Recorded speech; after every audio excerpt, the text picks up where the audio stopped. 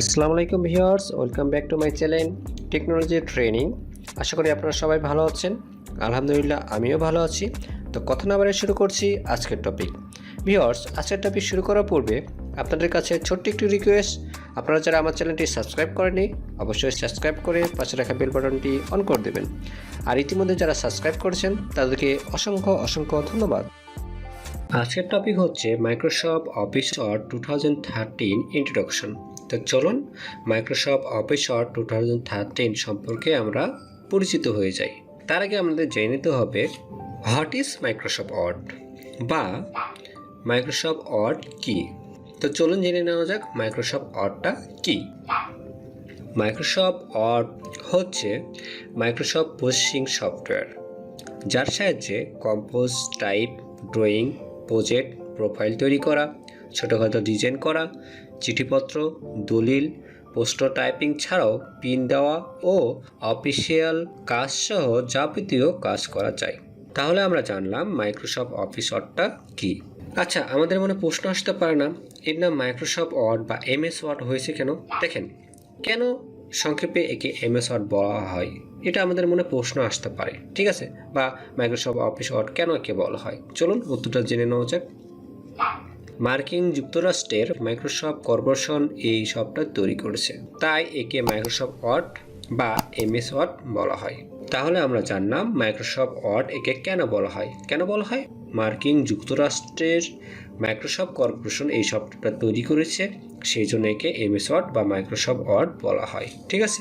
তো আসুন দেখে নেওয়া যাক মাইক্রোসফট ওয়ার্ড কারা ব্যবহার করে থাকে। ছাত্রছাত্রীরা ব্যবহার করে থাকে, কারণ ছাত্রছাত্রীরা বিভিন্ন অ্যাসাইনমেন্ট লিখতে হলে বা বিভিন্ন ডকুমেন্ট লিখতে হলে তাদের কাজের উপর ভিত্তি করে তারা মাইক্রোসফট ওয়ার্ডটা ব্যবহার করে থাকে। অর্থাৎ মাইক্রোসফট ওয়ার্ডটা বিভিন্ন পেশার মানুষজনই ব্যবহার করে থাকে, যেরকম ছাত্রছাত্রী, শিক্ষক, শিক্ষিকা তাদের ডকুমেন্ট লেখার জন্য মাইক্রোসফট ওয়ার্ডটা ব্যবহার করে থাকে। তারপর ডাক্তার তার ডকুমেন্ট লেখার জন্য ব্যবহার করে থাকে। ইঞ্জিনিয়ার, অফিস কর্মচারী সবাই এই মাইক্রোসফট ওয়ার্ডটা ব্যবহার করে থাকে। অর্থাৎ মাইক্রোসফট ওয়ার্ডটা বিভিন্ন পেশার মানুষজন ব্যবহার করে থাকে, ঠিক আছে? তো চলুন মাইক্রোসফট ওয়ার্ড প্রোগ্রামটা ওপেন করা যাক। মাইক্রোসফট ওয়ার্ড আমরা 4 ভাবে ওপেন করতে পারি, 3 ভাবে মাউস দ্বারা আর 1 ভাবে মাউস ছাড়া। তো চলুন 4 ভাবে ওপেন করে দেখে নিই। প্রথমে আমরা মাউস দ্বারা ওপেন করব। তো মাউস দ্বারা ওপেন করতে হলে প্রথমে আমরা স্টার্ট বারে মাউসের লেফট বাটনটা ক্লিক করব। তারপর দেখেন, এখানে অ্যাসেন্ডিং অবস্থায় সফটওয়্যার নামগুলো লেখা থাকে, অর্থাৎ আপনার কম্পিউটারে যতগুলো সফটওয়্যার ইনস্টল দেওয়া আছে সবগুলোই কি অ্যাসেন্ডিং অবস্থায় লেখাগুলো শো করবে। অর্থাৎ এ নামের সফটওয়্যারগুলো ওপরে, তারপর বি নামের, তারপর সি নামের, তারপর ডি নামের, তারপর ই নামের, এভাবে ক্রমান্বয়ে থাকবে, ঠিক আছে? মাইক্রোসফটের ফার্স্ট স্প্রিং কি এম, তাহলে এটা নিচের দিক থাকবে। সেই জন্যই আমরা মাউস দ্বারা স্ক্রল করতে করতে নিচের দিক আসবো, ঠিক আছে? তো মাউসের মাধ্যমে স্ক্রল করতে করতে আমরা নিচের দিকে আসলাম, লেখা আছে মাইক্রোসফট অফিস 2013, এটার উপর মাউসের লেফট বাটন ক্লিক করব। ক্লিক করার পর মাইক্রোসফট ওয়ার্ড নিচের দিক আছে, সেই জন্য আবার মাউসের স্ক্রল বাটনটা স্ক্রল করতে করতে নিচের দিকে আসবো। আসার পর দেখেন লেখা আছে মাইক্রোসফট ওয়ার্ড 2013 বা ওয়ার্ড 2013, এটার উপর মাউসের লেফট বাটন ক্লিক করব। তাহলে সক্রিয়ভাবে আমার ওয়ার্ডটা ওপেন হচ্ছে, ঠিক আছে? ওকে, আমি একটু ক্লোজ করে দিলাম। আরেকভাবে কীভাবে ওপেন করতে পারি, মাউসের রাইট বাটন ক্লিক করব, ক্লিক করার পর লেখা আছে নিউ, এখানে ক্লিক করব। ক্লিক করার পর এখানে লেখা আছে মাইক্রোসফট অফিস ওয়ার্ড ডকুমেন্ট, এটার উপর যদি আমি মাউসের লেফট বাটন ক্লিক করি তাহলে দেখেন আমার ওয়ার্ড প্রোগ্রামটা ওপেন হয়ে গেছে, ঠিক আছে? আরেকভাবে ওপেন করতে পারি, যদি আপনার এই ওয়ার্ড প্রোগ্রামটা টাচ বারে লিঙ্ক আকৃতির থাকে, ঠিক আছে? টাচ বারে লিঙ্ক আকৃতির থাকতে হলে দেখেন টাচ বারে কিন্তু আমার নাই, ঠিক আছে? তো টাচ বারে যদি আপনি রাখেন তাহলে কিন্তু আপনি ওপেন করতে পারবেন। তো টাচ বারে রাখতে হলে কি করতে হয়, প্রথমে সেই প্রোগ্রামটাকে রান করতে হয়। তো আমি একটু রান করে নিই এভাবেই।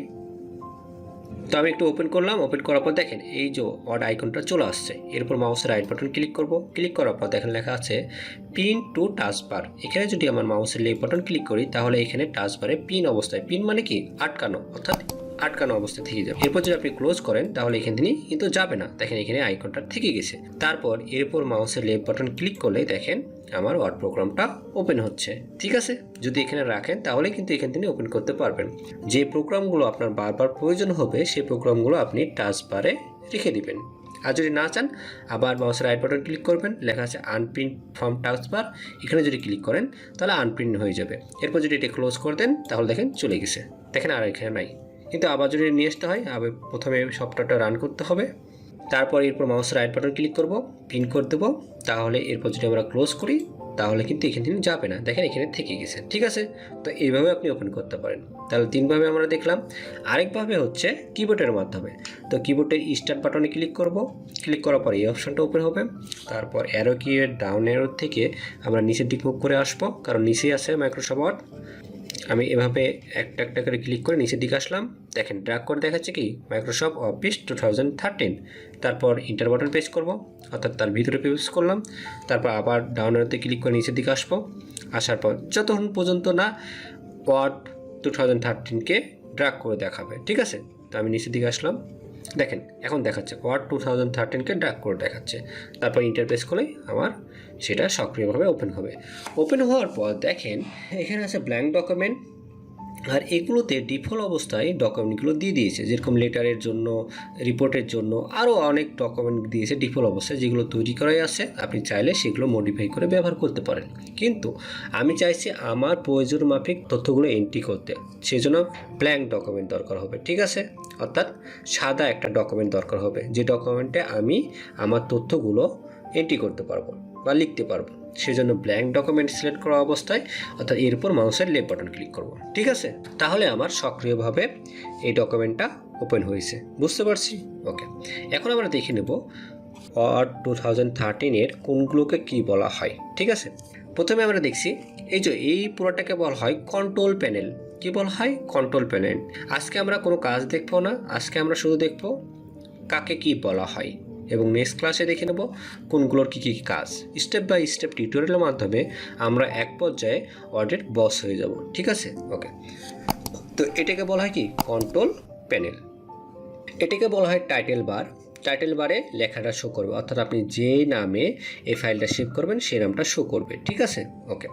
এটাকে বলা হয় কাস্টমাইজ কুইক অ্যাক্সেস টুলবার। কি বলা হয়? কাস্টমাইজ কুইক অ্যাক্সেস টুলবার, অর্থাৎ আপনার কাজের উপর ভিত্তি করে যদি কোনো মেনু বার বা সাব মেনুগুলো অ্যাড করতে চান তাহলে আপনি কি করতে পারেন, কাস্টমাইজ কুইক অ্যাক্সেস টুলবারে অ্যাড করে রাখতে পারেন। এটাকে বলা হয় ফাইল ট্যাব।